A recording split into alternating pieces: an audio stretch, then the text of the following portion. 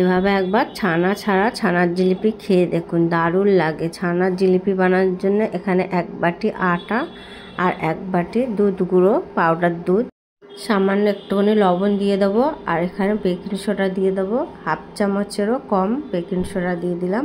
আর এখানে 1 চামচ ঘি দিয়ে দেবো। ঘিটা একটু ভালো কোয়ালিটির দিতে হবে, দিয়ে খুব ভালোভাবে সবগুলো একসাথে মিক্স করে নিতে হবে। আর অল্প জল দিয়ে খুব ভালোভাবে ডোটা করে নিতে হবে। এখানে 1 চামচ আরও 1 চামচ আমি ঘি দিয়ে দেবো। ঘিটা দিলে খুব ভালোভাবে মেখে নিতে হবে, হাতে আর লেগে যাবে না। আর অবশ্যই একটু নরম করে মাখতে হবে। মেখেছি, একটু ঢাকা দিয়ে কিছুক্ষণের জন্য রেখে দেবো। আর এদিকে কিছুক্ষণের জন্য রেখেছিলাম, এবার ছোটো ছোটো করে লেচি কেটে নেব। এরম লম্বা লম্বা করে ছানার জিলিপি যেমন হয় সেরকম শেপ দিয়ে নেব। এইভাবে গোল করে নিতে হবে। আর শেষের মুখটা খুব ভালোভাবে একটু আটকে দিতে হবে যাতে খুলে না যায় ভাজার সময়। এইভাবে একইভাবে সব ছানার জিলিপিগুলো বানিয়ে নেব সবগুলো। দেখুন ছানা ছাড়াই জিলিপিগুলো কত সুন্দর হয়েছে, খেতেও দারুণ হয়। তেলটা অল্প সামান্য গরম হয়ে গেলে ছানার জিলিপিগুলো ভেজে নিতে হবে। আর এই সময় গ্যাসের ফ্লেমটা একদম লোতে করে রাখতে হবে।